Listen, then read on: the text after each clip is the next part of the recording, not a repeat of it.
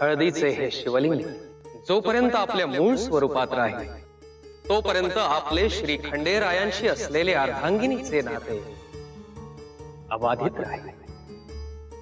विवाह तिथी निश्चित करताना यांनी मला हे हळदीचं शिवलिंग दिलं। आमच्या नात्याची खूण, आमच्या नात्याचं भवितव्य तेव्हापासून या हळदीच्या शिवलिंगाशी जोडलं गेलं।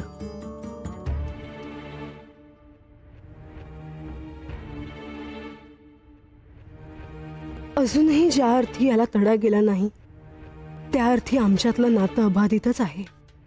पण मग मला अशी एकटीला सोडून हे का गेले? महसा, भृगु ऋषीने सांगितलेल्या तत्वाचे स्मरण ठेव।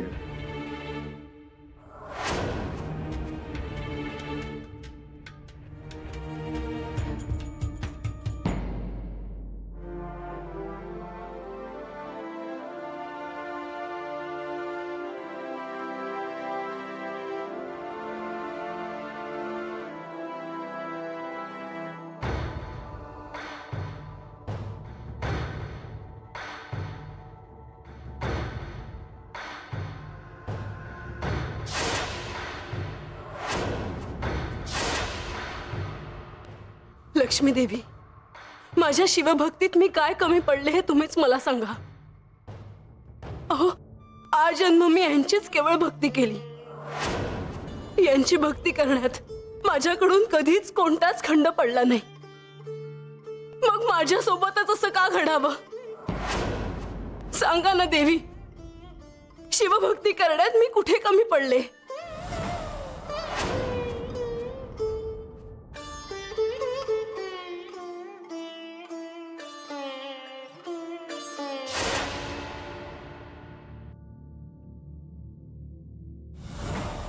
गडावर आल्यापासून पाहते मी, सगळीकडे एवढी शांतता का आहे?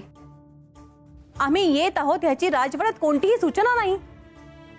तुम्हाला लक्षात नाही आलं का हे? अहो, स्वतःहून कुणीही बोलत नाही। काहीतरी घडले आहे। काही गोष्टी अशा असतात ज्या कल्पने पलीकडे असतात। मी तुम्हाला ह्या साऱ्याचा अर्थ कसा सांगणार? परंतु ह्या शिवलीलेत तुम्हाला संयमानं घ्यावं लागेल। ही अशी कोणती शिवलीला म्हणायची ज्या त्यांना आपल्या अर्धांगिनीला सोडून जावं लागलं? माझं आराध्य, माझं सौभाग्य हे जर माझ्या सोबत नसेल तर माझ्या असण्यालाही अर्थ नाही। का शिवलीलेत माझ्या असण्याला अर्थच नाही? या पाहुणा, कुणासनी भेटायचंय?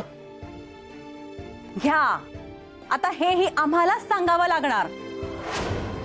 कसलीच रीत भात राहिले दिसत नाही इथे। नाही म्हणजे रागवू नका, काय चुकलं असेल तर समजून घ्यायची। अंतपुरात अतिथी कक्षात व्यवस्था करतो तुमची। आम्ही अतिथीच आहोत, कळलं? लेकीचे आई वडील हे पाहुणे आहेत हे सांगायला नको? माळसा कुठे? याजी, आम्ही तिच्या कक्षात जातो। तुम्ही मेण्यातून सगळ्या वस्तू उतरवून घ्या। वय वय।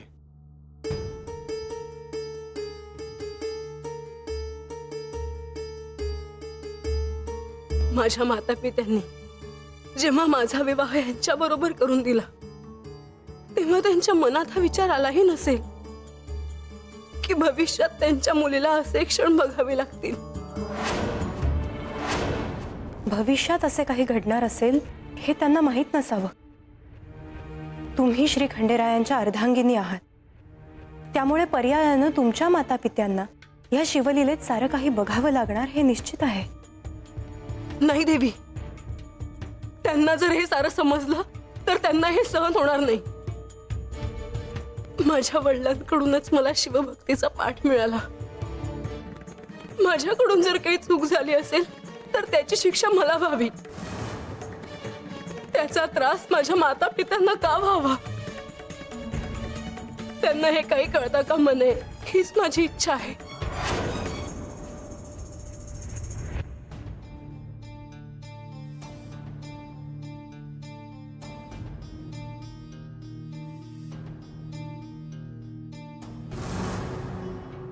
माझं मन सांगत होतं तसंच काहीसं घडलंय.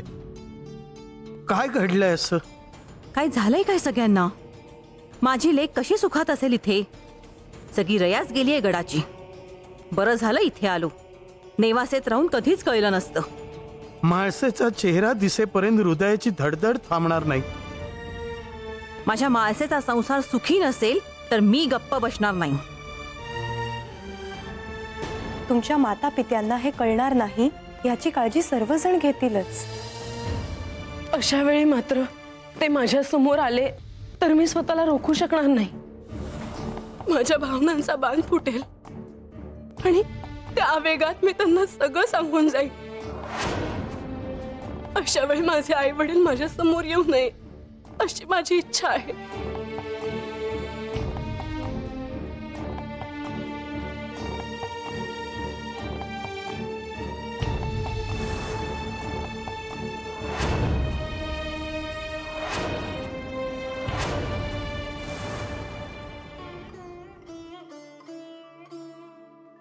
माळसा,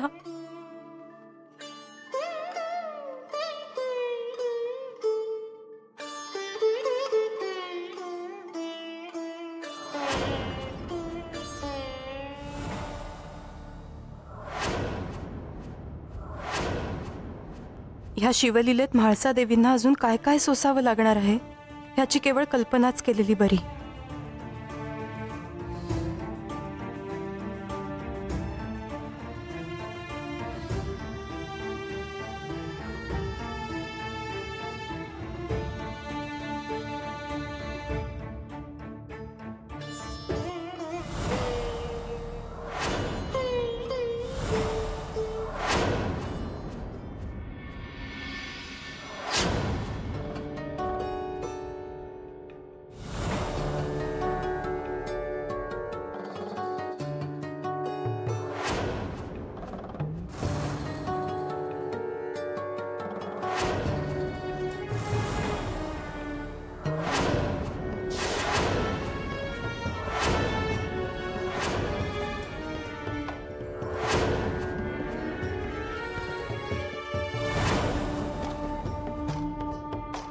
देवा, आपण चालत चालत स्मशानाच्या दिशेने आलो आहोत.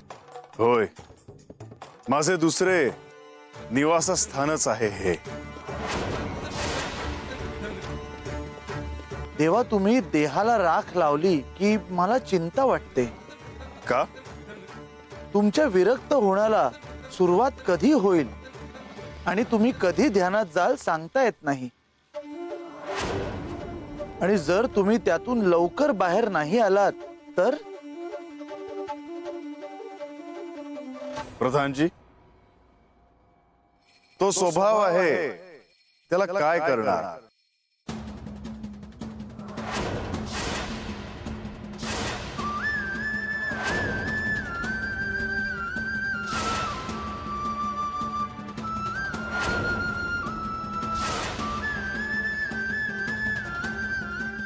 आता आलोच आहोत तर जाऊया. चला.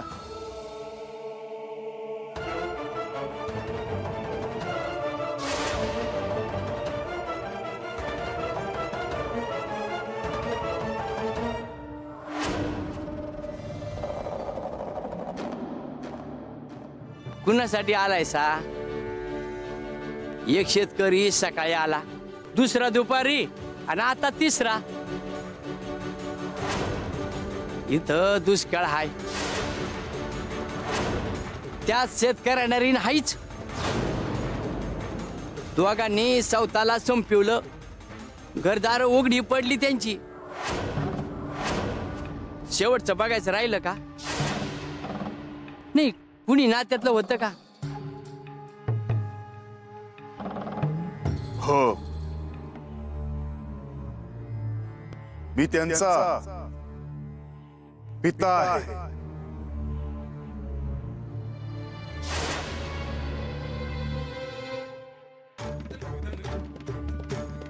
मग येडा मारा म्हणजे दर्शन झालं.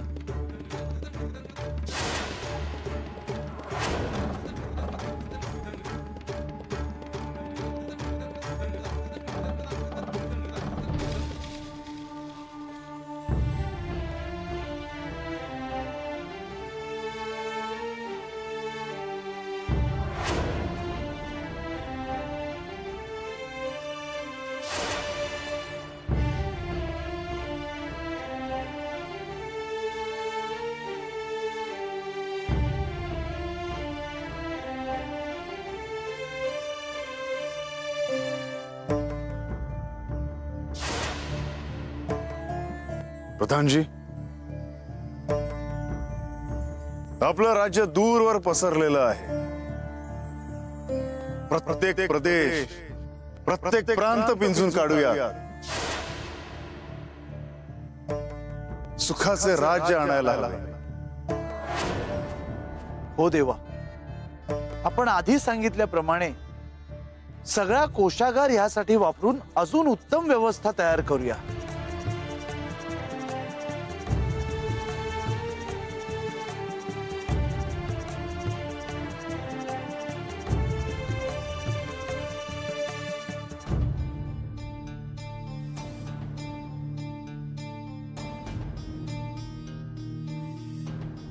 मायानंदा,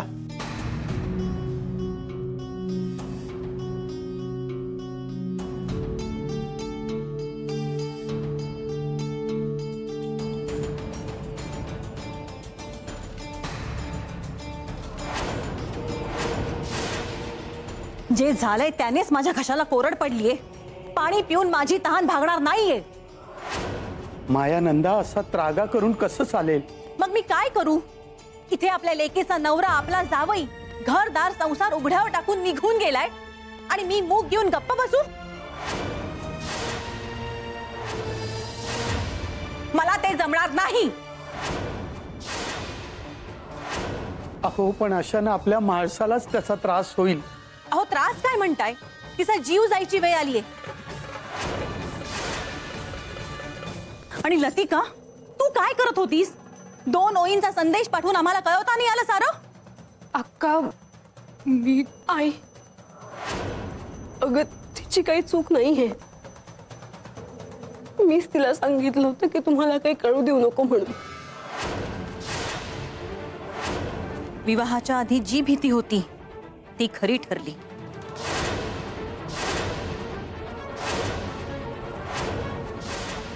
महाशास्त्रीने तुझी पत्रिका पाहून जे भाकीत वर्तवलं होतं ते खरं ठरलं. मायानंदा, अहो वेळ काय, प्रसंग काय आणि आपण काय सांगता आहात? मी सांगणारच.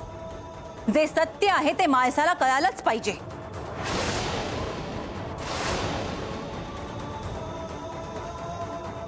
काय सांगितलं होतं महाशास्त्रींनी?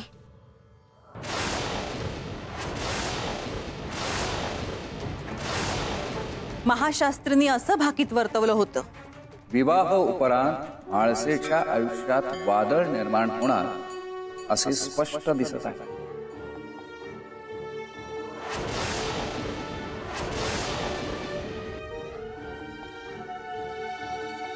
मग तुम्ही मला हे आधी का नाही सांगितलं? बाळा, आम्हाला तुझा आनंद हिरावून घ्यायचा नव्हता. माझा आनंद हिरावला गेलाय बाबा.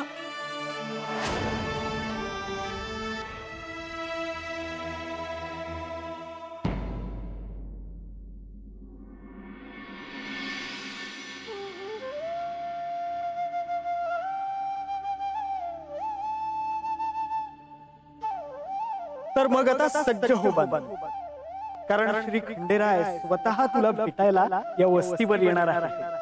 ते जेजुरीहून निघाले आहे. तुझी भक्ती सफल झाली बाबा. तुझं स्वप्न आता पूर्ण होणार.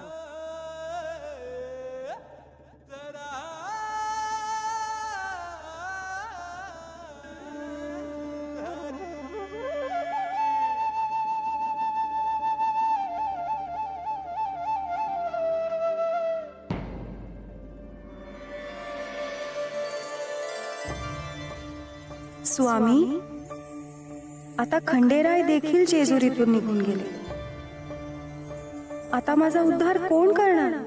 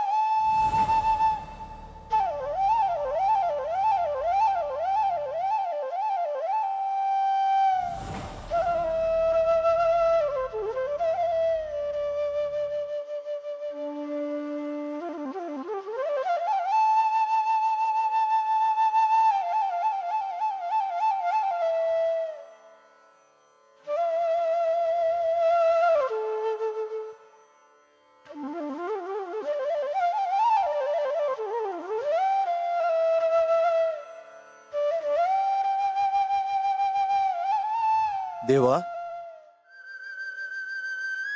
देवा, मला जेजुरी गडावर जावं लागेल.